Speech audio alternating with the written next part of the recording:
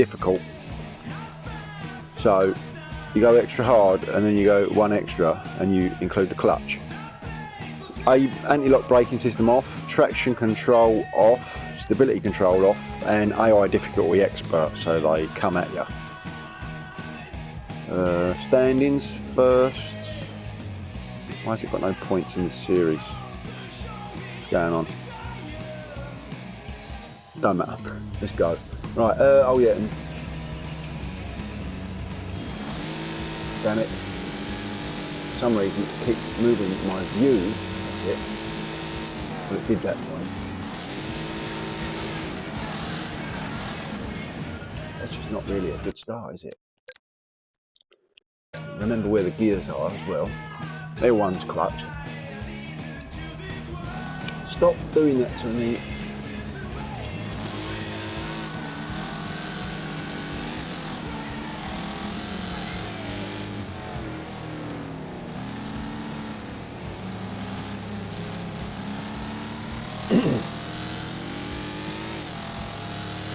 And I will just explain what I've done.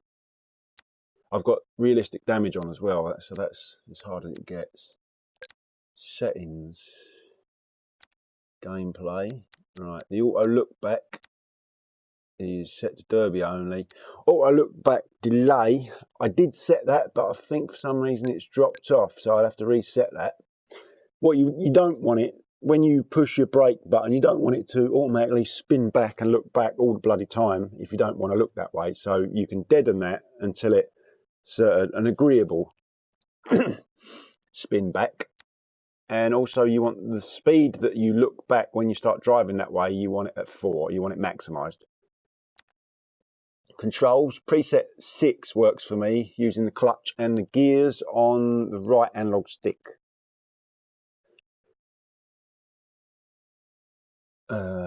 And advanced, this is the bit that was the headache. All my dead zones are absolute 0 because I have not had any issues with self-steering or accelerating and braking cars on any of my control pads. Steering saturation determines how quickly or slowly the controller reaches maximum steering input.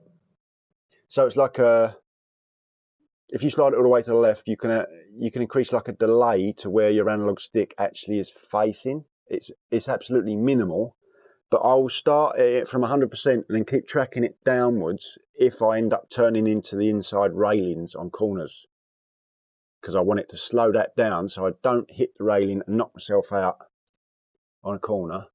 Steering sensitivity itself, this is governed for low and high speed. So I've tested this extensively, and dash 78% is the best place to be for an analog stick. DualShock 4, stock DualShock 4.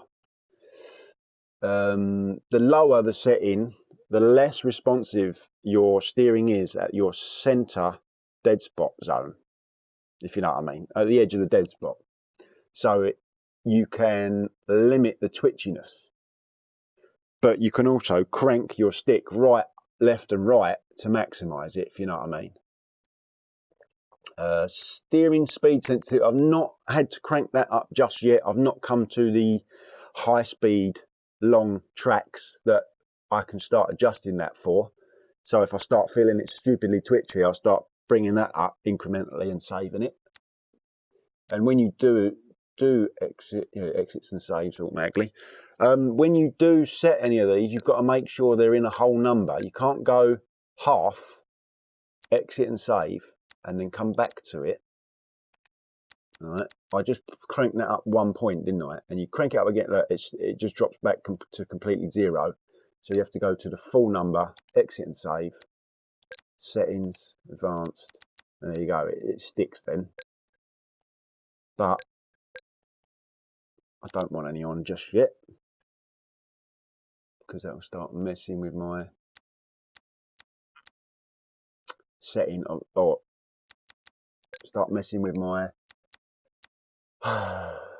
calibration of this setting at low speeds, which is where I want to concentrate at the minute. So steering saturation, I will keep reducing this if I find that I steer into the railings on corners. I want it to steer me slower, in effect.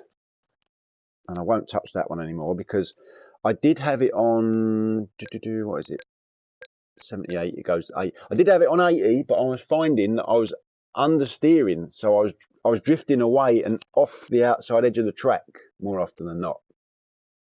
So 78 is good, and then you've got to mess with the other bits, so you've got to micro adjust it. Let's just see if I can complete this track now. After all that waffle.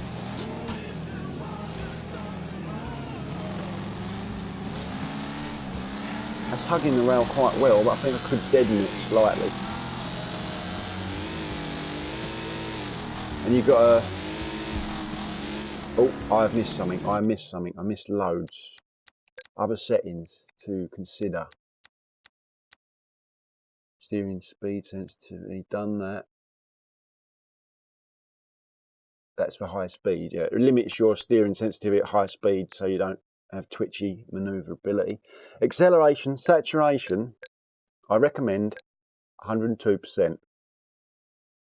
Alright, and then when you come down to it and you test your max throttle, you want it to read 99%, so that it works as a traction control system, because I've turned the traction control off. And also the braking, you want that to read to like 67, or just maximise the brake saturation at 150%. Maximises or deadens your braking, so you don't lock your wheels up anymore, which reintroduces an ABS system, anti-lock brake system. The clutch settings I haven't bothered with because I am working with I'm using a control pad, not a steering wheel. And as you say, you go down to these and you can test them if you can detect it, but you're better off doing it in races. Throttle 99, test the braking, reduce braking so you don't lock your wheels up, and clutch is just solid 100% because it's a button, it's not a trigger on the L1 button. Exit and save. That's that all. Let's get back into this fucking race. Fourth gear, what the fuck's going on?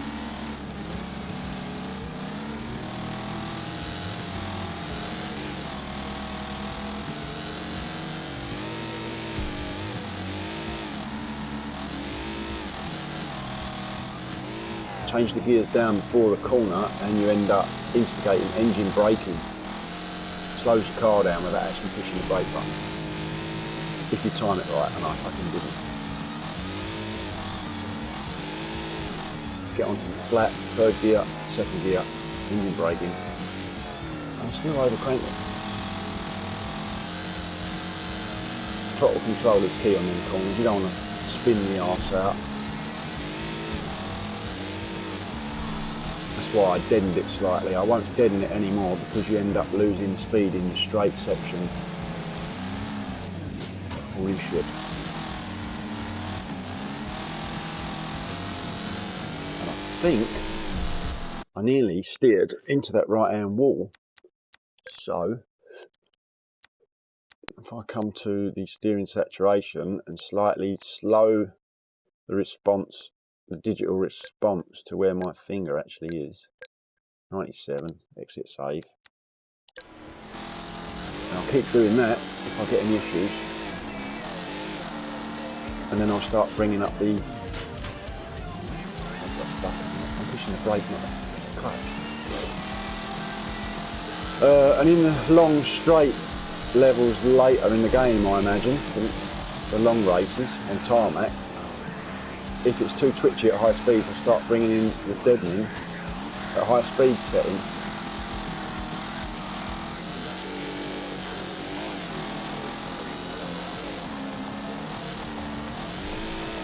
Oh, there's loads of laps on this one.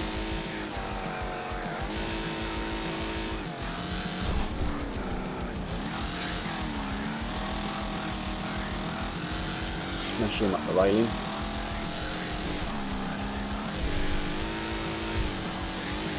gear shifting is abysmal.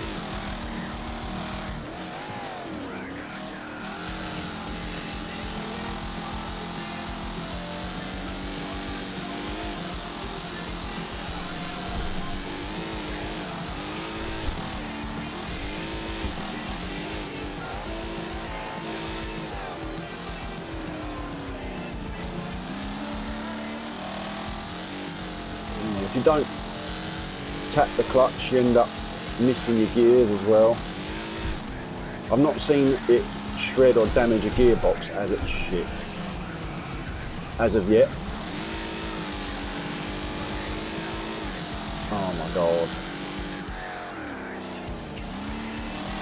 So I don't know, oh my god.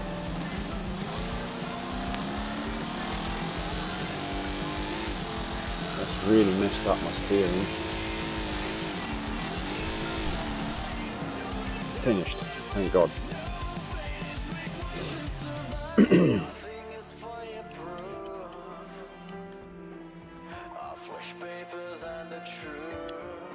And that's how you set this game up.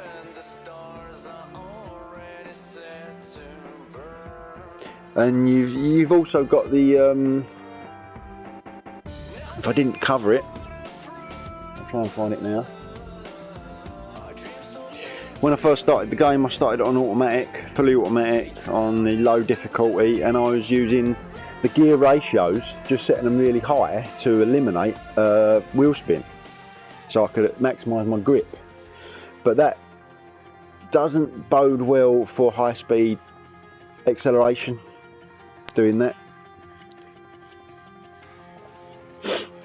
But as well, again, you had the traction control at the beginning of the game. And that was, what race was it? Wasn't that one, was it? No. It was that one, I think. So that one's 200'd. Right, back out of that. Garage. Tune up. Here we go. Oh yeah. Really bumpy, gravelly tracks like that, soft suspension. Tarmac and mixed tracks. If you tend to have soft suspension on tarmac, you end up with a lot of body roll because your grip is greater on level ground tarmac. When you go around a corner, you lurch your car up on the inside steering wheels, and it reduces the grip on those two inner wheels, and this is where the differential comes in. If you have an open differential with soft suspension on tarmac, your inside wheel will slip more, so it will put all the power on the inside wheel that's free to move. It can reduce spin outs on corners, but it's not the greatest way of controlling that. You need throttle control, and a limited 2-lock diff helps with reducing the twitchy rear end movements, and it in effect semi-locks your rear axle so that both your wheels are relatively spinning at the same speed whether they're on the ground or not.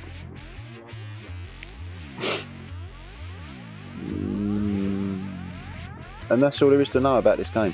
Oh, brake balance, if I didn't cover that, I set it slightly to the rear so that I can tap the brake and spin my rear end out rather than braking in a straight line. I want it to help me round a corner.